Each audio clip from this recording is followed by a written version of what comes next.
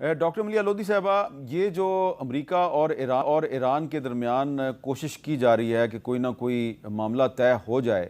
تو اس میں بریک سے پہلے آصف درانی صاحب کہہ رہے تھے کہ اسرائیل جو ہے وہ سپوائلر کا کردار ادا کر رہا ہے اور اس کی کوشش ہوگی کہ یو اے ای اور سعودی عرب بھی لڑیں آپس میں، یو اے ای اور ایران بھی لڑیں، اور پاکستان اور یو اے ای کے درمیان بھی جو ہے اختلافات پیدا ہو جائیں۔ تو کیا آپ یہ سمجھتی ہیں کہ اگر کوئی ایگریمنٹ ایران اور امریکہ کے درمیان ہوتا ہے تو یہ اسرائیل کے فائدے میں نہیں ہے اور اسرائیل اس پوزیشن میں ہے کہ وہ اس کو سیبوٹاج کرنے کی کوئی سیریس ایفرٹ کر سکتا ہے؟ دیکھیں حامد، وہ سپوائلر کا رول تو ضرور اس نے پہلے بھی سپوائلر کا رول پلے کیا اور اب بھی کر سکتا ہے،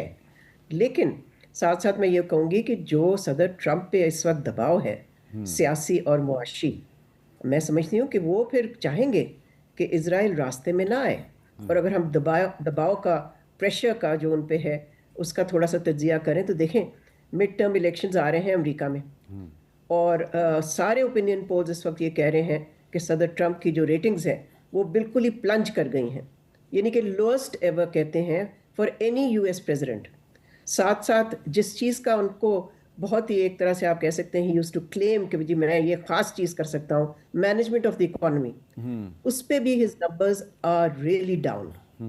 تو ایک طرف سے یہ سیاسی دباؤ، دوسری طرف سے معاشی، یعنی کہ تیل کی قیمت اوپر گئی، انفلیشنری پریشرز آ رہے ہیں امریکن اکانومی پہ، گیس کے سپلائز کا ایشو ہے ورلڈ وائڈ۔ تو یہ ساری جو صورتحال ہے اس میں ظاہر ہے پھر صدر ٹرمپ تو یا تو پھر وہ اپنے یہ جو گولز ہیں، اس کے گولز کیا ہیں ڈومیسٹک، کہ وہ الیکشن جیتے، اس کے گولز ہیں کہ وہ اپنی سیاسی پوزیشن کو اسٹرینتھن کرے، اگر وہ دیکھتا ہے کہ اسرائیل اس کے راستے میں آتا ہے to achieve these domestic goals کم از کم، تو میں نہیں سمجھتی کہ وہ اسرائیل کو یہ کوشش جو ہے وہ کامیاب کرنے دے گا۔ آصف درانی صاحب، ہم دیکھ رہے ہیں کہ آج جو اعلان کیا ڈونلڈ ٹرمپ نے کہ پروجیکٹ فریڈم کو انہوں نے کہا کہ ہم اس کو پاز کر رہے ہیں، اس کو تھوڑی دیر کے لیے روک رہے ہیں، تو اس پہ جو انڈیا کے بہت سے جو اہم اینالسٹ ہیں، ان کے جو انٹلیکچوئلز ہیں اور سیکیورٹی ایکسپرٹس ہیں، ان کا کوئی جو ریئیکشن ہے وہ بڑا پازیٹیو نہیں ہے، اور ان کو تکلیف اس بات کی ہے کہ ڈونلڈ ٹرمپ کے ہر بیان میں پاکستان کا ذکر کیوں ہوتا ہے۔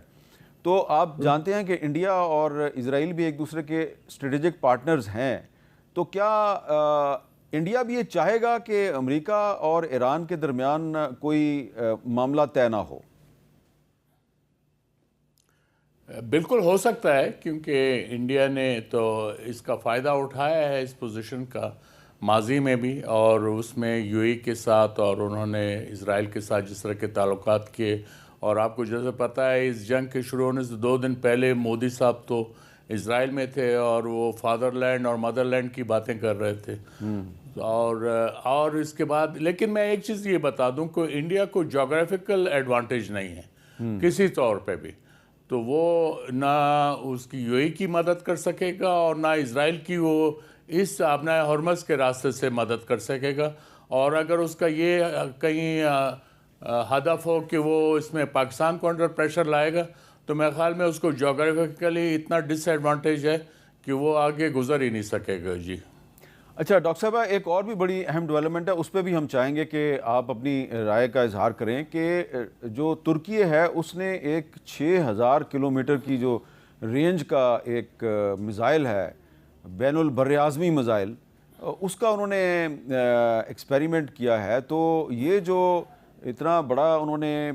لمبی رینج کا جو میزائل بنایا ہے جو 6000 کلومیٹر تک اپنے ہدف کو نشانہ بنا سکتا ہے، تو اس کی کیا وجہ ہو سکتی ہے؟ اور یہ انہوں نے جو ٹیسٹ کیا ہے، اس کو جو اس کی اناؤنسمنٹ کی ہے، اس کی ٹائمنگ کے بارے میں آپ کیا کہیں گی؟ کس کو میسیج دے رہے ہیں وہ؟ میرا خیال ہے پورے خطے کو وہ میسیج دے رہے ہیں کہ ہم بھی ہیں، ہماری بھی ایک پریزنس ہے، اور ہماری بھی اگین یہ کسی حد تک آپ کہہ سکتے ہیں یہ پوسٹنگ ہو رہی ہے پوسٹ کانفلکٹ جو صورتحال ہوگی اس خطے میں، اس کو انفلوئنس اور شیپ کرنے کے لیے۔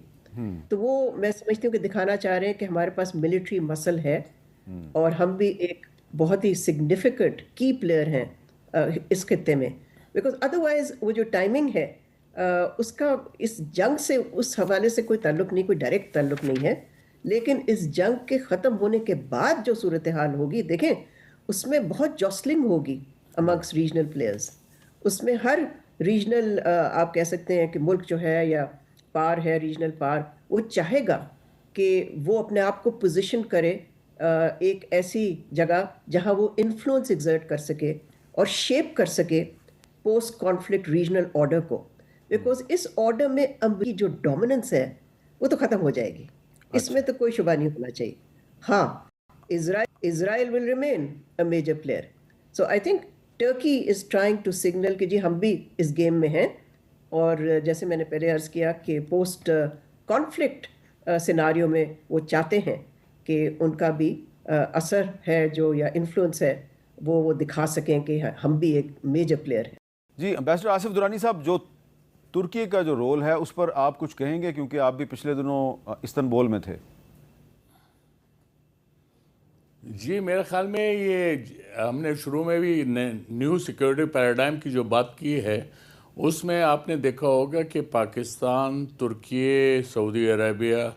ایجپٹ آیا ہے، لیکن میں ابھی ایجپٹ کو اس فیوچر الائنس میں نہیں دیکھتا ہوں. البتہ میں یہ دیکھ سکتا ہوں کہ ایران پاسبلی ایک نیگوشیٹنگ پارٹنر ہو سکتا ہے اور الٹیمیٹلی ایک الائنس کی شیپ لے سکتا ہے. اور یہ بھی آپ دیکھیں گے کہ جغرافیکلی پاکستان، ایران، ترکی ویسے ہی جو ہے ایک دوسرے جڑے ہوئے ہیں، اور سعودی عربیہ جو ہے اکراس دا اسٹریٹ ہے. تو اس لیے وہ جو خدوخال سامنے آ سکتے ہیں. اور کل کو اگر ایک اسرائیل اپنا یہ چاہے گا کہ وہ اپنا سو کالڈ گریٹر اسرائیل کے خواب کو پورا کرے گا، تو اس میں یہاں ترکی کے یہ رول، اور یہ جیسے آپ نے میسائل کی بات کی،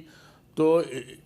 ترکی اس وقت آلریڈی ایک ڈسگرنٹلڈ پارٹنر ہے نیٹو کا بھی، اور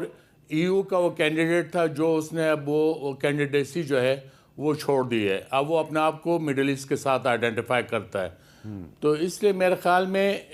ویسٹ ایشیا کی پالیٹکس میں یہ 4 بڑے ممالک ہیں جو سامنے آئیں گے. جی